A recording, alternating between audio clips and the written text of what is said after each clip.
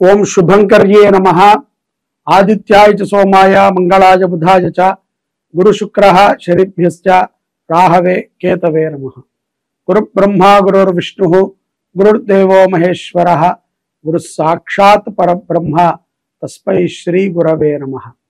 అస్మత్ శ్రీ గురు చరణారవిందాభ్యాం నమః. శ్రీ శ్రీ శ్రీ గణపతి సచ్చిదానంద సద్గురుభ్యో నమో నమః. ధనుస్సు రాశి వారికి అక్టోబర్ నెలలో గల గోచార ఫలితాలను తెలియచేస్తున్నాము, శ్రద్ధగా ఆలకించండి. ఈ యొక్క మాసములో ధనుస్సు రాశి జాతకులకి సాధనతో అనేక విజయాలని పొందేటువంటి అవకాశం ఉన్నది. అతిగా దేని మీద కూడా ఆశని పెట్టుకోవద్దు. పని మీద కానీ, లేకపోతే ఏదైనా ఒక వస్తువు మీద కానీ, ఒక వ్యక్తి మీద కానీ అతిగా ఆశ కొంత ప్రమాదాన్ని తెచ్చిపెడుతుంది అక్టోబర్ నెలలో ధనుస్సు రాశి వారికి. ఈ మాసములో ఉద్యోగస్తులకి కొత్త కొత్త పరిచయాలు ఏర్పడతాయి. ఆ యొక్క పరిచయాల ద్వారా వారు ఎన్నో విషయాలని తెలుసుకుంటారు. ముఖ్యంగా ధనుస్సు రాశి జాతకులు ఈ యొక్క పరిచయాల ద్వారా మంచి విషయాలను తెలుసుకుంటాం కాకుండా తమ యొక్క నడవడికని కూడా మార్చుకుంటారు అక్టోబర్ మాసంలో. స్త్రీలకి ఎంతో ఉపయుక్తమవుతుంది. దూరభారాలుగా ఉండేటువంటి విద్యార్థులు కానీ, ఉద్యోగస్తులు కానీ ఈ యొక్క మాసంలో తమ యొక్క జీవిత లక్ష్యానికి కొంత చేరువులోకి వెళతారు. ప్రేమ వ్యవహారాల యందు ధనుసు రాశి జాతకులు చాలా జాగ్రత్తగా ఉండాలి. తల్లిదండ్రులని సంప్రదించి వారు చెప్పినటువంటి వివాహాన్ని చేసుకుంటమే పురుషులకి కానీ స్త్రీలకి కానీ ఉత్తమం. మాటిచ్చాను, నేను మాట అంటే మాటే, కమిట్మెంట్లు ఇలాంటి పెద్ద పెద్ద పదాలని ప్రేమించుకునేటువంటి వాళ్ళు వాడకూడదు. ఎందుకంటే స్వభావితంగా గృహానికి దూరంగా ఉండటం చేతో అప్పుడున్నటువంటి సందర్భాల రీత్యానో మీరు ఉన్నటువంటి ఏకాంత పరిస్థితుల్లోనో ఒకరికి ఆకర్షితులవుతారు తప్ప మరొకటి కాదు. ఈ విషయాన్ని స్పష్టంగా మీరు తెలుసుకోవాలి. అలాగే ఎవరైతే గనక ఫైనాన్స్ వ్యాపారం చేసుకునేటువంటి వారు ఉన్నారో ధనుస్సు రాశిలో, వారు మీరు అప్పులు ఇచ్చినటువంటి వారిని కనిపెట్టుకుంటూ ఉండండి. లేకపోతే చిన్న ప్రమాదము చాలా పెద్ద కష్టాన్ని మీకు తెచ్చిపెడుతుంది. అనవసరమైన వ్యక్తికి అప్పిచ్చామే, ఇతనికి అప్పివ్వటం ద్వారా మనం కొన్ని సమస్యలలో దూరాము అని మీరు అనుకుంటారు. ధనుస్సు రాశి జాతకులు అక్టోబర్లో వ్యాపారవేత్తలకి కొంత లాభసాయకంగా ఉన్నప్పటికీ ఆనందంగా ఉండరు. మంచి లాభమే ఉంది కదండి, ఆనందంగా ఉండొచ్చు కదా అని అందరూ అంటారు. కానీ మీ మానసిక పరిస్థితి, ముందున్నటువంటి కొన్ని సమస్యలు, గతంలో జరిగినటువంటి కొన్ని తప్పిదాలు మిమ్మల్ని భయపెడుతూ ఉంటాయి. ఉద్యోగపరంగా, వ్యాపార పరంగా, వ్యావహారిక పరంగా మీ చుట్టూ అన్నీ ఉంటాయి తప్ప దేనిని మీరు పరిపూర్ణంగా పొందలేరు. కాబట్టి తస్మాత్ కొన్ని విషయాలలో జాగ్రత్త అవసరం. ఎవరి వస్తువులని కూడా, ఎవరి పనిని కూడా ధనుస్సు రాశి జాతకులు అక్టోబర్ నెలలో బాధ్యతగా తీసుకోవద్దు. నేను నీ పనికి బాధ్యత తీసుకుంటాను, నేను నీకు ఈ పని చేసి పెడతాను, నేను ఇక్కడ ఉంటాను, నేను అక్కడ ఉంటాను, ఇలాంటి మాటలు. పెద్ద మనసుతో అందరికీ ఉపయుక్తమైనటువంటి మంచి పనులని చేస్తూ ఉండండి. ధనుస్సు రాశిలో ఉన్నటువంటి జాతకులు అక్టోబర్ నెలలో ఎక్కువగా ఏకాంతంగా ఆనందంగా ఉంటారు. ఏకాంతంగా ఉండటం ద్వారానే ఆనందంగా ఉంటారు. కుటుంబంలో చిన్న సమస్యలండి అవి, సర్వసాధారణం. నేను చెప్పక్కర్లేదు, నేనేదో గొప్పగా చెప్తున్నానని మీరు అనుకోవద్దు. మీకు తెలుసు. సమస్య చిన్నది, ఏదీ లేక దాన్ని భూతద్దంలో చూస్తున్నారు. పిల్లల యందు, తల్లిదండ్రుల యందు, కుటుంబ సభ్యుల యందు కించిత్ ప్రేమని ప్రదర్శించండి. నటించద్దు, ప్రేమతో ఉండండి. వారి యొక్క అనుగ్రహాన్ని మీరు పొందుతారు. ఎంతో ఆనందంగా ఉంటుంది. దూరపు కొండలు నున్నగానే ఉంటాయి, ఎక్కితే గానీ తెలియదు అక్కడ ఎటువంటి క్రూర మృగాలు ఉన్నాయి. ఆ పర్వతాలలో ఎటువంటి విషపు సర్పాలు ఉన్నాయనేది ప్రయాణిస్తే గానీ మనకు తెలియదు. కొండలలోకి మనం ప్రయాణం చేయాలి. అది దూరంగా ఉన్నప్పుడు నున్నగా కనబడుతుంది. అలాగే మన యొక్క కుటుంబము మనం నిత్యము ప్రయాణించే, ఇక్కడ మనకు అన్నీ కూడా మనము వ్యతిరేకంగా చేసుకుంటున్నాం. ఆలోచన విధానాన్ని ధనుస్సు రాశి జాతకులు మార్చుకోండి, విజయాన్ని పొందుతారు. అలాగే విద్యార్థులు కూడా తమ యొక్క విద్యాబుద్ధుల యందు చైతన్యమైనటువంటి ఆలోచనలను చేయండి. శ్రీకృష్ణ పరమాత్మని ఎక్కువగా దర్శించండి. విద్యార్థులు కృష్ణుడిని దర్శించండి, హేళన చేయవద్దు.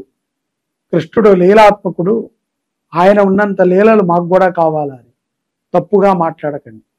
ఆ లీలలే ఇవాళ మన యొక్క జీవితంలో చాలా పెద్ద కష్టాలని తప్పిస్తున్నాయి. కాబట్టి కృష్ణుణ్ణి ఇష్టపడండి. ఆ యొక్క కృష్ణ భగవంతుణ్ణి ప్రతి నిత్యము కూడా విద్యార్థులు దర్శనము చేయండి, ధనుస్సు రాశి జాతకులు. తద్వారా అక్టోబర్లో మీకున్నటువంటి గట్టు కాలము ఇట్టే దాటుతుంది.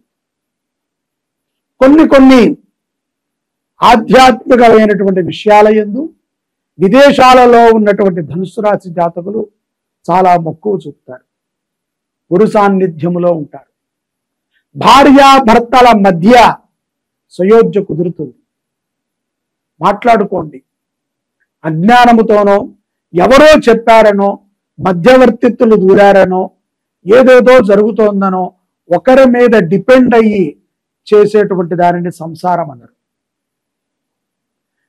మీకుగా మీరు ఆలోచన చేసి మీరు ఒక కట్టుబడితో ఉంటూ మీ విధాన ప్రకారంగా జీవనం గడపటాన్నే సంసారం అంటారు. అంతే తప్ప అమ్మ చెప్పిందనో, అత్తమామలు చెప్పారనో, ఫ్రెండ్స్ చెప్పారనో, బంధువులు చెప్పారనో కలిసి ఉండటం అనేటువంటిది ఈ సమాజంలో ఎవరూ చేయకూడదు. మనకి మనముగా బలాన్ని పుంజుకోవాలి. చెట్టు తనకు తానై ఎలా మహావృక్షం అవుతుందో సంసారములో కూడా స్త్రీ పురుషులు ఒకసారి వివాహం చేసుకున్నాక తమకి తామే ఆ యొక్క భూగర్భంలోకి చుచ్చుకుని వెళ్ళాలి. అలాగే సంసారములోకి కూడా చుచ్చుకుని వెళ్ళాలి. చొచ్చుకుని వెళ్ళినప్పుడు మనకి ఉన్నటువంటి కష్టములన్నీ తొలగి మహావృక్షంలాగా మనం ఎదుగుతాం. సంతాన విషయంలో కూడా చాలా మంది ఆలోచన చేస్తున్నారు. పర్సనల్గా మీ యొక్క జాతకాన్ని పరిశీలన చేసుకుని దానికి తగ్గ శాంతి ప్రక్రియను చేసుకుని సంతానం పొందండి. ఈ యొక్క తల్లిదండ్రుల ఆరోగ్య విషయమై, మీ ఆరోగ్య విషయమై, ఈ యొక్క కుటుంబ కొన్ని సమస్యల విషయమై తర్జన భర్జన అవుతూ ఉంటారు. ఆలోచించినంత మాత్రాన ఏమీ జరగదండి. కానీ ఆలోచన ఎక్కువైతే మాత్రం ప్రమాదం జరుగుతుంది. కాబట్టి జాగ్రత్తగా ఉండాలి. ఎక్కువగా ఆలోచించకండి. మంచి ఆహారాన్ని తీసుకోండి, మంచిగా ఉండండి, మంచి వ్యాయామాన్ని చేయండి. మంచి ఆలోచనల ద్వారానే మంచి ఆరోగ్యాన్ని ధనుస్సు రాశి జాతకులు అక్టోబర్ మాసంలో పొందగలుగుతారు.